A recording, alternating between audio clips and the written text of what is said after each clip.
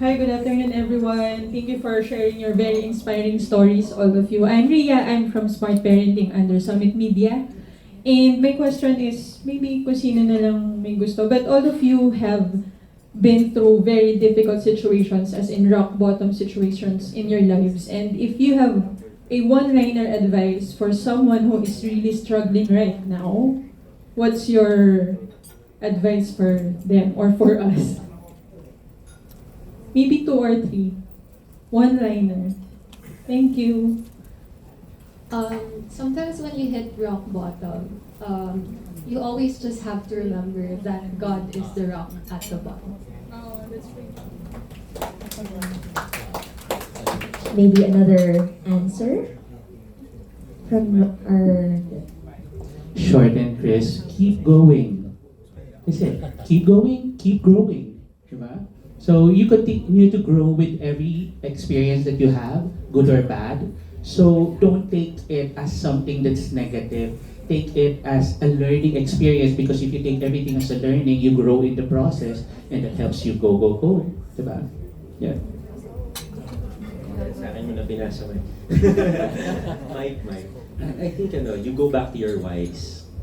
And perhaps from there, you know what to do next. Kasi if you have that purpose and you know what you're doing for or who you're doing it for, mas madali talagang lumaban or gumising the next day and continue living.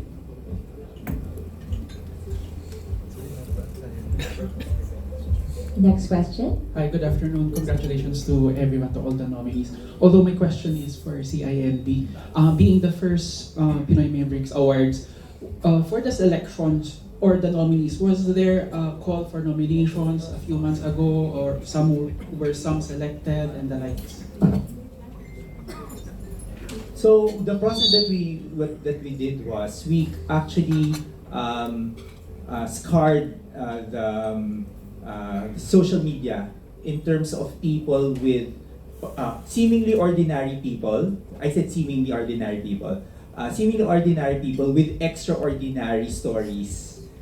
In fact, we had like 50 people that we were inspired by, and their stories were all amazing.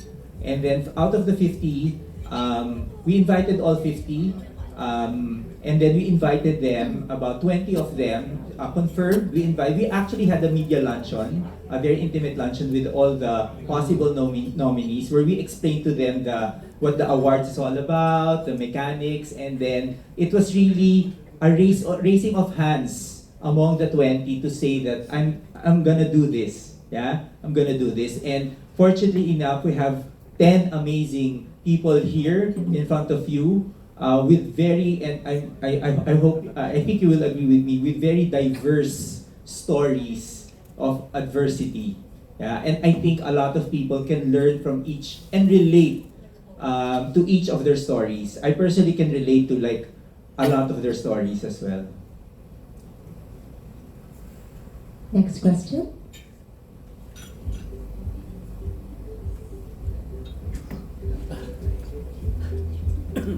Good afternoon. Congratulations. Sir, follow-up question. James Orlando from Business Mirror.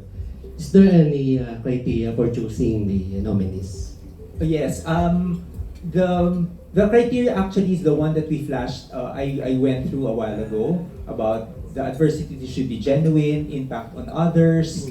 I can't remember them right now, but those are the criteria that we kind of like use as a filter across all the stories that we read. Yeah. So I hope that answers the question. Thank you, sir. Okay. Yeah, congratulations to the mga nominees. So, na-mention ni Sir na may 20 na in-invite for luncheon and raise ng hands kung sino yung gusto mag-participate. So, what made you decide na to participate on this Pinoy Maverick Award? Any. Kahit sino. So yeah, as for me, in our community, I've been building the group now for the past 7 years. And can you imagine, almost every month, I would share my story on our free webinars.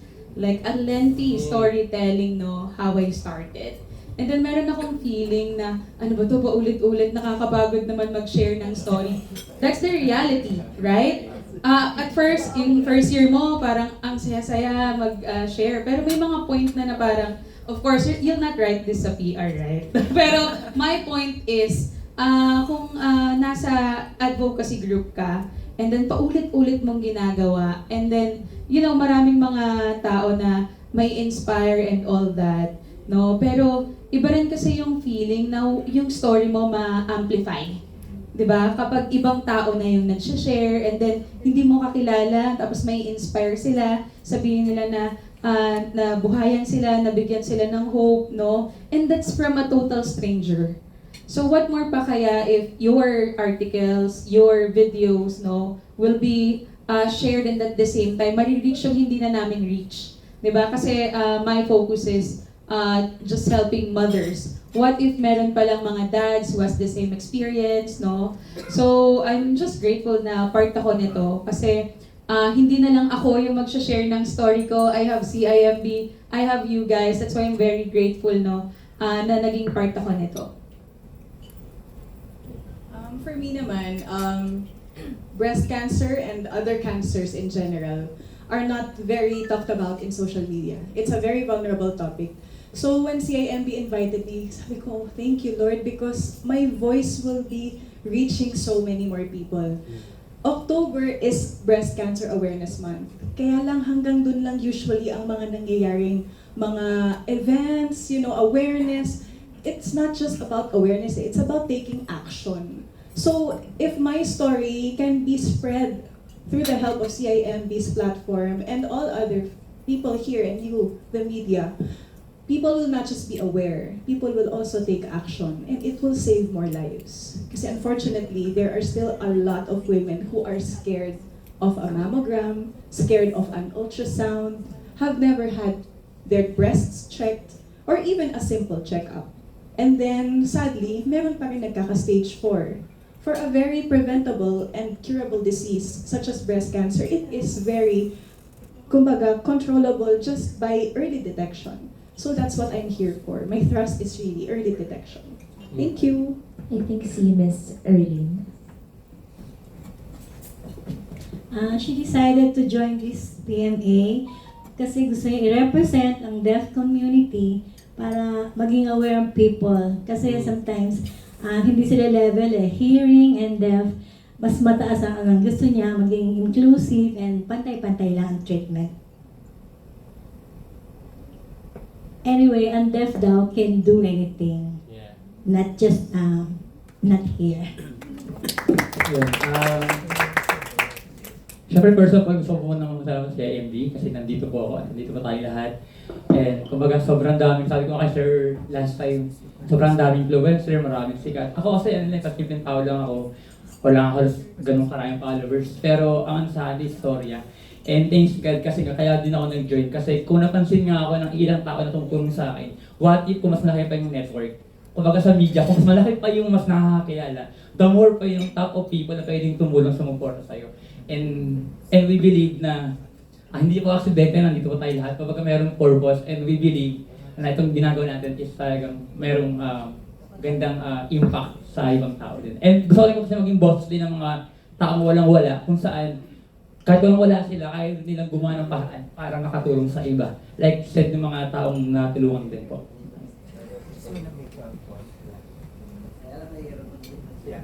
Thank you for asking that question because it sparked something in me that I know that kanina I discussed about the winners and the runners-up, but hearing their stories, I think if you guys can also help us magnify their stories, they're already winners. And siguro that's what I want to the message that I want to say to our media friends, if we can help them magnify their stories as well.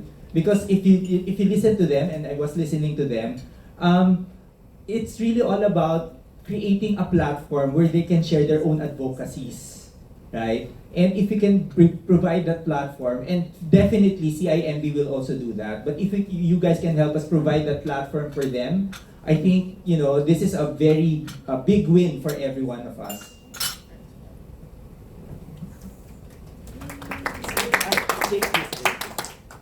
Nag-decide akong sumali dito. Si ate, gusto niya maging boses ng mga deaf.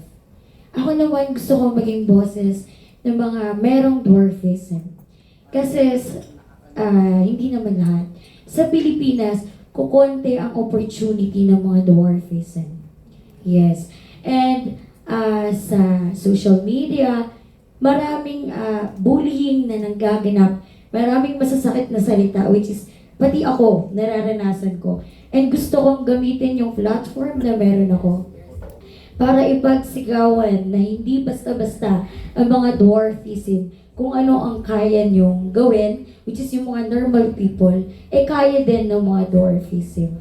And gustong-gusto kong ipakalat din sa mga kapwa ko dwarfism na huwag mahiya and boost lang ng confidence, and confidence lang ang laban namin sa lahat. Yun lang po.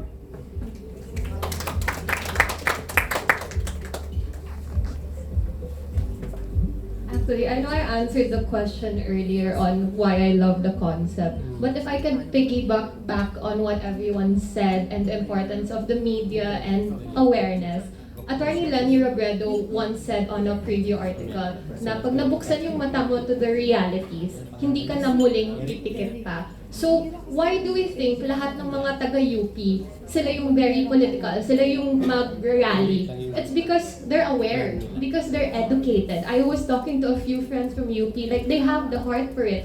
Even if hindi sila na-rape, even if wala silang dwarfism, even if hindi sila cancer survivor, they will fight for them. They will fight for the poor because they're aware on the struggles and the realities that these Filipino people face. And to put it alike to my advocacy, it was one media interview with Christine Babao that reached 800,000 views, and then a TikTok that reached 1.6 million views. Because of those two interviews, I've reached countless testimonies of survivors who haven't even spoke to a single person about it. Yung isa na-rape nung baby pa, yung isa ina-abuse until she fainted. She was choked until she fainted. And these people, these survivors, it's very counterculture to really speak about things people hide. So at least thanks to the media, my message that the shame shouldn't be on the victim but on the aggressor, and that you're not a victim, you're a victor,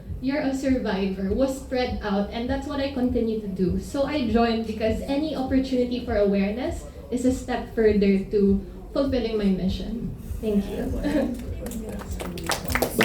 I think what's common among all of us is, and perhaps the main reason why we all join, ako personally why I join, is because it will give us the opportunity to help fund yung mga iba't ibang charitable institutions. Like, for example, in my case, it would be able to fund the medical surgeries of kids with cleft lip and cleft palate. Imagine that life-changing surgery, no? Yung mga yung mga mabibiktima ng bullying because of having that physical na I would say defect. I don't know if it's politically correct, but at least to have that brand new smile.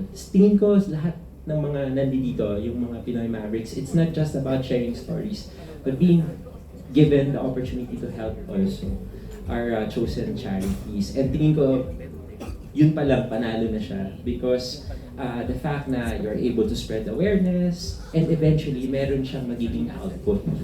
Merong buhay na mababago because of Pinoy Mavericks Awards. Thank you. Thank you so much to all our nominees and thank you for the question.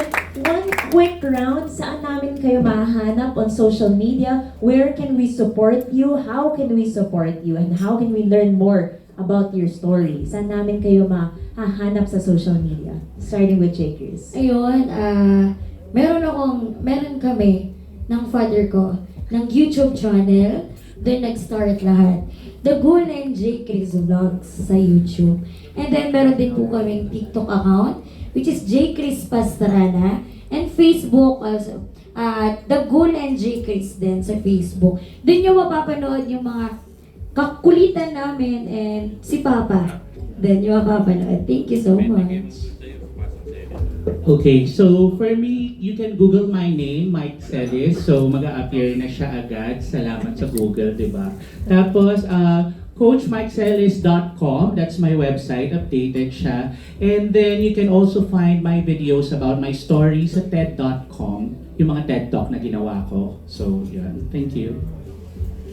Sa akin medyo pasensya na. I find it very awkward kasi sanay ako na nagkukwento ng kwento ng iba. But I'm using this platform, yung aking Instagram account, that's Steve F. Dailisan, and also on LinkedIn and on Facebook, and that's where you can find me, Steve F. Dailisan. Sometimes with 3 E's, minimum. But yes, gamitin natin yung mga platform for in spreading advocacy and awareness. Thank you. So for my organization, PAVE Philippines, it's at PAVE Philippines on Instagram, TikTok, and Facebook.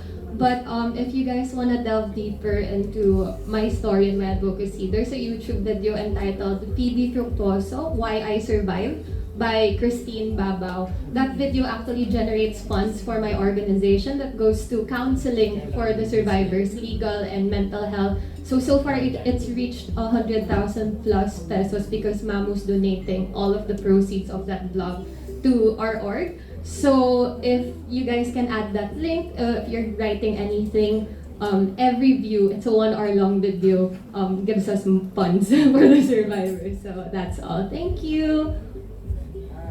Ayun, meron po ako, pwede niyo po ako sundan sa social media account sa Facebook na Marlon Tourette Vlog. Ayun, sa TikTok na Marlon Tourette Vlog din po at sa YouTube na Marlon Tourette Vlog. So, bali, ano po siya, doon ko sinishare yung aking mga iba't ibang kwento na na-experience sa araw-araw na biyahe ng buhay ko, kung masala ko, at kung ano-ano pa. Doon, kung mapapansin nyo, may mga kasi yung mga involuntary movement kasi meron po akong tinatawag na Tourette syndrome, kaya kasama po sa aking pangalan na Marlon Tourette po. Hello po, ayun. Wala po akong... meron po akong YouTube channel pero siguro sisimulan ko siya ulit. Eco the Dreamer po. And sa Facebook po is Jericho Rabota po yung aking official and... Yun, Jericho Rabota po. Then sa page po meron po akong group of family. Ito yung mga tamang natulungan na naging... ano siya, parang mas ano tayo makatulong. Dreamer Family Forever. Ayun po. Hello po. Madali nyo lang po akong mahahanap. Just search Jericho Silvers. Meron po akong Facebook, TikTok, and Instagram. And you can also search for my publishing house, J Silvers Publishing. And I also sell my books on Shopee and Lazada. Thank you. And yung ako naman po, hanapin nyo lang sa lahat ng social media meron, MK Bertulfo. Yung group po namin is FH Moms or Filipina Home-Based Moms. Yung mga programs po namin, pwede niyong i-invite yung asawa niyo, kahit sino po nakakilala niyo ng mga kababaihan. Meron po kaming digital skills training about online job tsaka business. Meron po kaming scholarship, apprenticeship, at upcoming na job fair. Sana rin po ma-invite namin kayo doon to help us spread na merong upcoming na job fair kami. This time naman we wanted to help yung mga youth naman po natin na magkaroon din ng trabaho online. For me naman po, my Instagram and Facebook is April Pereras. If you know anyone who are currently struggling or may nakakapa, walang makausap about breast health or even breast cancer and they just need someone to talk to know that you're not alone, you go to my Instagram. All my journey is there. Nakasave po lahat sa highlights. So that's where I show everyone lahat ng mga pinagdaanan ko. If you just need someone to talk to, you can message me there. And if may kilala kayong currently going through cancer or treatment or a survivor who needs help to restore their movement, their strength, at nagkaroon ng maraming limitation because of surgeries and treatment, you can follow at Move Beyond Cancer. It's in Instagram and in Facebook. That's where I do my cancer exercise coaching services. Thank you. Okay, for Erlyn Grace, please follow her on Facebook. Definitely Beautiful spells DEAF, Definitely Beautiful. And then meron siyang TikTok at You Definitely Be You. Meron din siyang Instagram, Gracie Manikis, GRACEE Manikis. follow her YouTube channel, definitely beautiful. And also follow her Facebook account, La Grace, for her gowns and coat and rentals. Another round of applause to all our nominees, and of course, follow